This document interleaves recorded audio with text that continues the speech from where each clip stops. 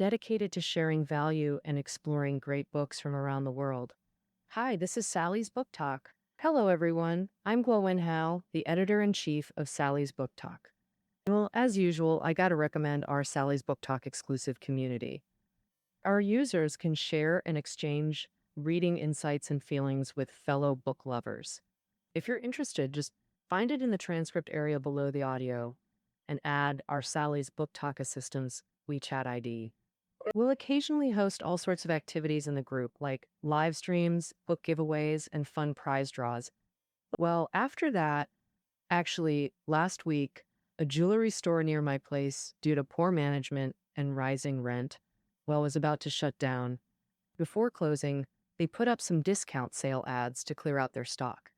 After the news spread, I noticed quite a few aunties heading to the store to browse or watch. Some even bought things, and young folks showed up to pick items too. Among them, a couple disagreed over whether to buy gold or diamonds. At that point, the counter salesperson said something. Diamonds? A diamond is forever, one lasts eternally. Oh, everyone knows this. It means if young people are in love, they hope for a long-lasting, fulfilling life together. This phrase is super familiar. A diamond is forever, suggesting a strong link between diamonds and love. On this topic, there's a book called Stuff Matters, and its author is Mark Miodunic. He describes it in the book like this.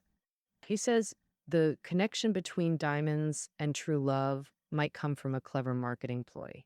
But for us regular folks, it's become real. Actually, everyone knows diamonds and graphite are the same, both made of carbon. Their difference just boils down to how the atoms and electrons are arranged.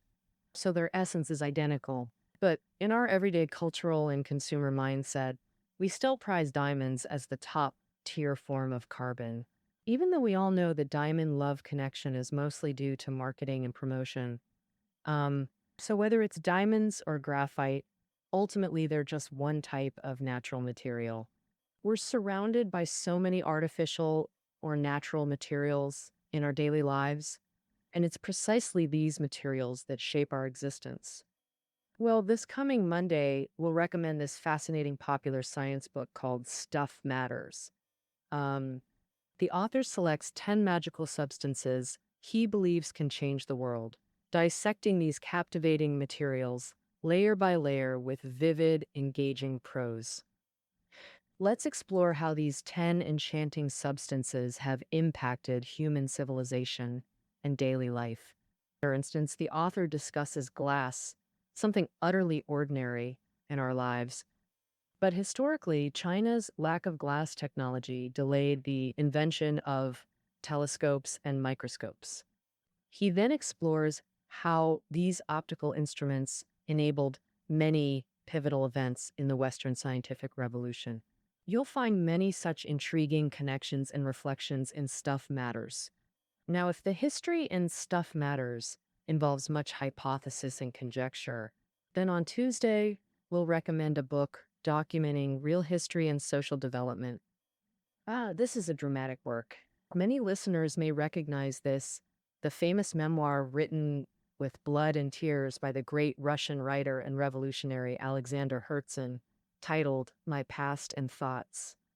This work chronicles about half a century of Russian and Western European social life and revolutionary events from the early 19th century Decembrist uprising to the eve of the Paris Commune.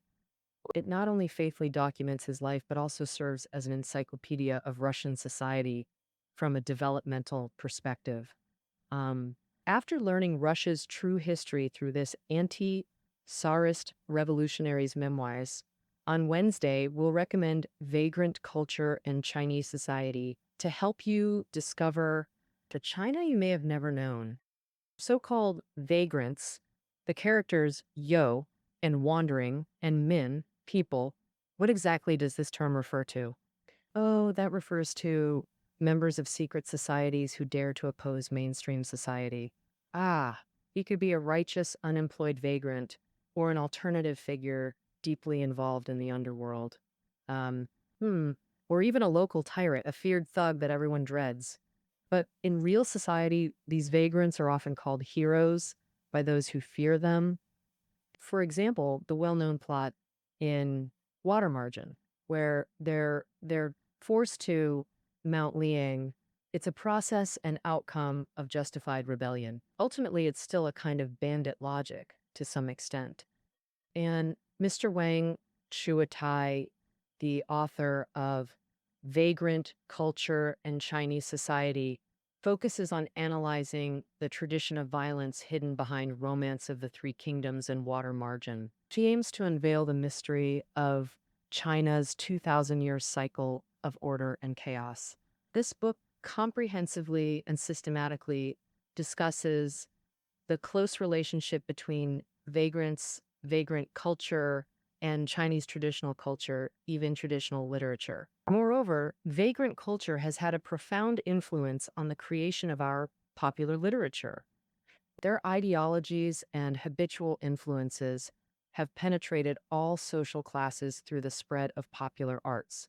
So, although it discusses a group that seems very distant from us today, the so called vagrant group, its readability is actually very strong. After discussing vagrant culture, we need to talk about another topic that everyone cares deeply about: family. As everyone knows, social development is macro level. And in any era, social development can't do without its most basic unit, the family. Moreover, positive interactions and emotional bonds among family members have increasingly become a crucial issue in modern society. Um, if you're currently a parent or planning to be one, or frequently interact with children in real life, then there are two books next week you absolutely can't miss. One is a classic called Sharing Nature with Children, which will be recommended on Thursday. It's world renowned, beloved by generations, and hailed as the Bible of nature education. Its author is Joseph Cornell, also the world's most renowned natural educator today. This book offers 50 different parent child games that allow both adults and children to fully experience the joy, peace, beauty, and wonder in nature. Well, on Friday, we'll recommend another child related book called Parents Are Children's Best Music Teachers. We'll follow Taiwan's renowned children's music educator, teacher Zheng Yuhui, learning from scratch to provide music enlightenment, helping kids develop solid musical understanding from an early age. Then on Saturday, we'll transition from music to painting. We present to you a masterpiece by one of today's foremost authorities in Chinese art history research. The renowned work by eminent American scholar Professor James Cahill, titled The Painter's Practice. This book primarily examines the work and lives of ancient Chinese painters, especially during late Yuan, Ming, and Qing dynasties, helping us reimagine Chinese painters' true historical identities and daily realities. Well, that concludes next week's book previews. Are there any particular books you'd love us to cover? We welcome you to share suggestions in the comment section below. Who knows, Sally's Book Talk might feature your recommendation next time. Lastly, we invite all Sally's Book Talk enthusiasts to join our reading community. Our reading assistant's WeChat ID is in the transcript area below the audio. Feel free to add them.